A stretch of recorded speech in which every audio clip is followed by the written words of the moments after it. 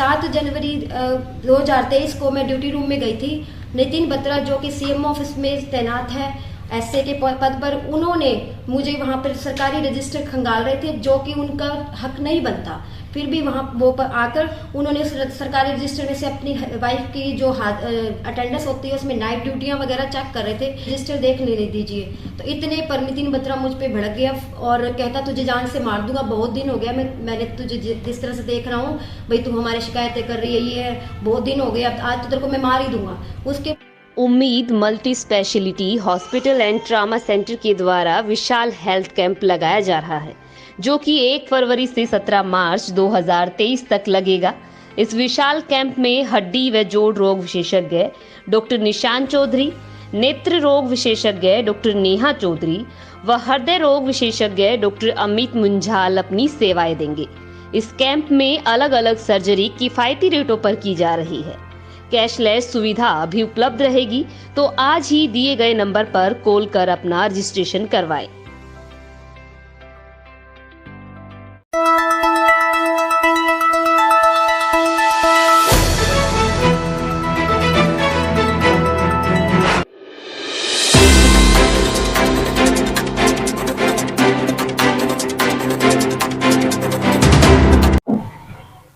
नमस्कार, मैं हूं सुनील सदेवा। आप देख रहे हैं हरियाणा जनादेश टाइम्स टीवी। 4 फरवरी 2023 का दिन है। आज का एक महत्वपूर्ण व सनसनीखेज समाचार नागरिक अस्पताल फतेहाबाद से है। नागरिक अस्पताल फतेहाबाद में जीडीए के पद पर कार्यरत पूजा रानी धर्मपत्नी गौतम शर्मा निवासी फतेहाबाद ने होटल दीप में एक प्रेस कॉन्फ्रेंस कर सरकारी हॉस्पिटल के चिकित्सकों व अन्य कर्मचारियों पर कई गंभीर आरोप लगाए हैं।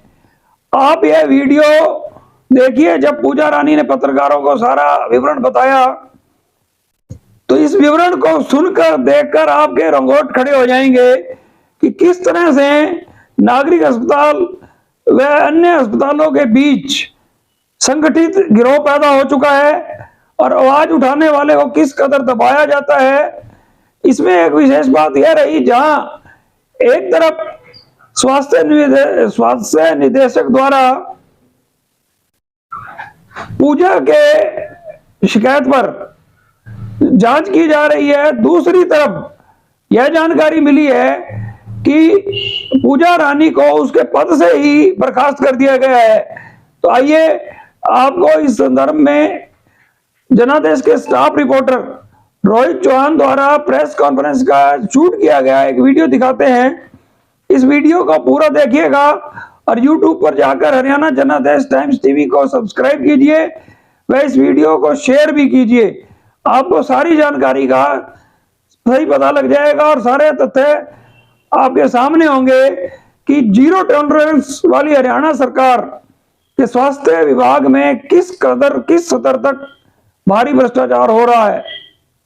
शहर फतेहाबाद की स्टेट बैंक रोड पर स्थित इलेक्ट्रॉनिक्स, फर्नीचर व हॉलमार्क ज्वेलरी का फतेहाबाद जिले का सबसे बड़ा शोरूम विशाल टीवी केयर शोरूम पर उपलब्ध है। देश के प्रसिद्ध ब्रांड के इलेक्ट्रॉनिक्स उत्पाद कुशल कारीगरों द्वारा बनाया गया अत्याधुनिक फर्नीचर, हॉलमार्क ज्वेलरी के बेशुमार गहने शुद्धता की गारंटी के साथ एक छत के नीचे आपको मिलेगी इलेक्ट्रॉनिक्स, फर्नीचर व ज्वेलरी खरीदने की सुविधाएं। मामला ये है, मैं सिविल हॉस्पिटल फतेहाबाद में जीडी के पद पर कार्यरत हूँ 2017 से। पहले ही मुझे 2019 से मानसिक रूप से प्रताड़ित किया जा रहा है। फिजिकली प्रताड़ना भी दी गई है मुझे, जिसकी मैंने कई बार शिकायत भी की है। फिर इन्होंने 2020 में मैं मातृत्व अवकाश पर थी। 2021 में जब मेरी छुट्टियाँ कंप्लीट हुई, मैं ज्वाइनिंग के लिए गई तो मुझे नौकरी से हटा दिया गया।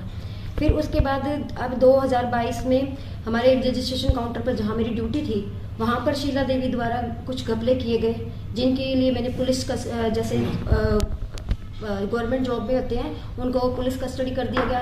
एंटीनेटल लेडीज नहीं है, फिर भी उनको एंटीनेटल कर दिया गया। गवर्नमेंट जॉब वालों को बीपीएल कर दिया गया। इसके लिए मैंने एसएमओ साहब को एप्लीकेशंस भी दी, सीटीएम टिकट भी लगाई, सीएम विंडो भी लगाई, लेकिन किसी प्रकार की कोई कार्रवाई एसएमओ द्वारा नहीं की गई। फिर उसके बाद में एक मिनट मेरी बात सुनो, आप पता ही करो। हाँ जी, हाँ जी सर। फिर अब 2023 में 7 जनवरी 2000 अंजू बाला और ज्योति बत्रा टेलीफोन अटेंडेंट है यहाँ हमारे हॉस्पिटल में, जिनके हस्बैंड राम सिंह सर और नितिन बत्रा जी सीएमओ ऑफिस में उच्च पद पर तैनात है, जबकि उन्होंने अपने हस्बैंड की पद का दुरुपयोग किया है और कभी भी ड्यूटियां नहीं की, जिसकी मैंने खुद आके नाइट में वीडियोस बनाई है और मैंने सोशल मीडिया के थ्रू अपलोड भी किया है मुख्यमंत्री महोदय के संज्ञान में लाने के लिए कि भाई यहाँ पे किस तरह से सरकार का आर्थिक नुकसान किया जा रहा है।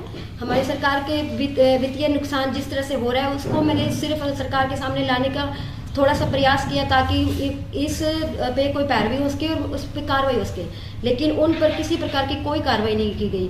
7 जनवरी 2023 को मैं ड्यूटी रूम में गई थी। नितिन बत्रा जो कि सीएमओ ऑफिस में तैनात है एसए के पद पर, उन्होंने मुझे वहाँ पर सरकारी रजिस्टर खंगाल रहे थे जो कि उनका हक नहीं बनता, फिर भी वहाँ वो आकर उन्होंने सरकारी रजिस्टर में से अपनी वाइफ की जो अटेंडेंस होती है उसमें नाइट ड्यूटियाँ वगैरह चेक कर रहे थे कि भाई क्या है क्या नहीं। फिर मैंने मैडम को वहाँ बैठे थे आशा नारंग जी, जो मैंने कहा मैडम मेरी डेढ़ दिन की सैलरी कम आई है, कृपया आप मुझे भी रजिस्टर देख लेने दीजिए।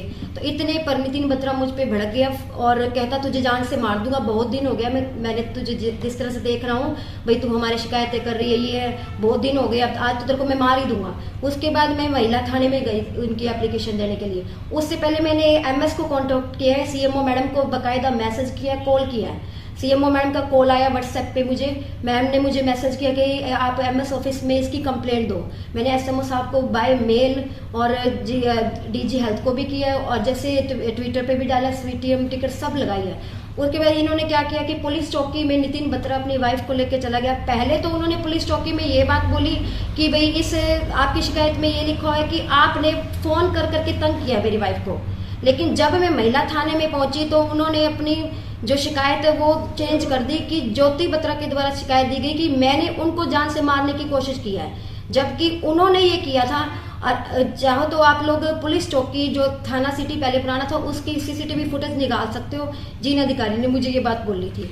मेन मुद्दा क्या है, आप मेन मुद्दे बताएं। आप क्या मेन मुद्दा सर ये है कि मुझे रोज रोज मानसिक प्रताड़ना दी जाती है, हर रोज मेरी ड्यूटियां बदली जाती है। आज जो इतने सालों से एक जगह ही बैठे हैं उनको कोई नहीं लाया जाता, वो इसलिए क्योंकि वो भ्रष्टाचार को जैसे बढ़ावा दे रहे हैं और इसमें साथ दे रहे हैं सभी अधिकारी। आप भ्रष्टाचार के खिलाफ आवाज उठाते तो ही रहता है। हाँ जी, ये कि भाई ना मैं भ्रष्टाचार के खिलाफ हूँ और वो लोग सब इकट्ठे हुए पड़े क्योंकि उनको कोई भी फर्क नहीं पड़ता अगर किसी की जान जाती है, किसकी कुछ होता है। आज मैं इस जैसे ये प्रेस कॉन्फ्रेंस कर रही हूँ, जैसे मैंने भ्रष्टाचार का मुद्दा उठाया, नितिन बत्रा जी ने मुझे जान से मारने की कोशिश की, धमकी दी, हो सकता है भविष्य में ये मेरे साथ हो जाए। अब ताजा मामला क्या हुआ जी? ताजा मामला ये सर कि अब 2 फरवरी को पंचकुला में इंक्वायरी थी, इन सब जो भी मैंने कंप्लेंट दी थी हेल्थ मिनिस्टर दरबार में मैंने ये कंप्लेंट दी थी अनिल विज साहब के दरबार में, तो उनकी इंक्वायरी आई थी। इंक्वायरी पंचकुला गए हैं, डॉक्टर गिरीश वहां पर मुझ पर भड़क भी गए थे कि ना सीएमओ साहब ने इसके टर्मिनेशन के ऑर्डर निकाल रखे हैं, ये वो बहुत ज़्यादा। फिर उसके बाद जैसे हुआ कि इंक्वायरी मैंने मुद्दे रखे जैसे, तो कहते हाँ इन पे कार्रवाई बनती है, डॉक्टर DL बागरी द्वारा मुझे बोला गया। फिर हम आगे अपने बयान देके भी मुझे कार्रवाई चाहिए इन पे जो भी बनती है। तो उसके बाद क्या हुआ, जैसे मैं आई हूँ घर पे, अगले दिन 3 तारीख को मुझे मैसेज आ जाता है कि आपको टर्मिनेशन किया जा रहा है, आपको 15 दिन पहले रिमाइंडर भेज दिया जा रहा है कि आप 18 तारीख को रिलीव कर दिए जाओगे। आपका क्या लगता है ये व्यवहार उठाई भ्रष्टाचार की यही कारण रहा जी? हाँ जी, हाँ जी। आपकी मांग क्या है जी? मेरी मांग ये है कि भ्रष्टाचारियों पे जो भ्रष्टाचार जिन्होंने फैलाया है उनके विरुद्ध सख्त से सख्त कार्रवाई की जाए। हाँ, हो गया शुरू। आज पूजा ने प्रेस कॉन्फ्रेंस बुलाई है। पूजा सिविल हॉस्पिटल द्वारा प्रताड़ित है, इसलिए इन्होंने प्रेस कॉन्फ्रेंस बुलाई है। सिविल हॉस्पिटल में पूजा काफ़ी समय से लगी हुई है। सिविल हॉस्पिटल में जितने भी डॉक्टर हैं, चाहे वो महिला डॉक्टर हैं, चाहे डॉक्टर गिरीश हैं, चाहे अन्य हैं, वो सारे फतेहाबाद जिले के हैं। ये हॉस्पिटल सरकारी ना होके प्राइवेट हॉस्पिटल इसको बना दिया गया है, क्योंकि वो सारों का एक मेल है। जितने सरकारी हॉस्पिटल है उनका प्राइवेट हॉस्पिटल फतेहाबाद में है। और जो सरकार या जो अधिकारी है वो महिलाओं को शिकायत कर्ता घोषित करना चाहती है और उधर कैरेक्टरलेस घोषित करना चाहती है। सरकार के कर्मचारी अधिकारी इस बात पे जुटे हुए हैं कि तो शिकायत करता है। जबकि डॉक्टर गिरीश पे 2008 का 2,08,000 का मुकदमा चल रहा है।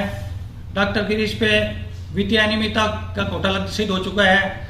नितिन बत्रा है, वो 2 जगह एक जगह जेबीटी करता हुआ, एक जगह नौकरी लेता हुआ रेगुलर सीएमओ ऑफिस में अभी तक भी ले रहा है। उस पर उच्च अधिकारियों द्वारा रिकमेंडेशन दे दी गई कि इसको हटाया जाए, इस पर मुकदमा दर्ज किया जाए, कोई कार्रवाई नहीं।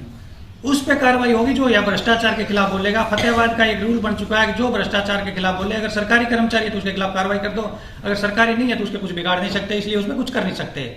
सिविल हॉस्पिटल भ्रष्टाचार का अड्डा बन चुका है।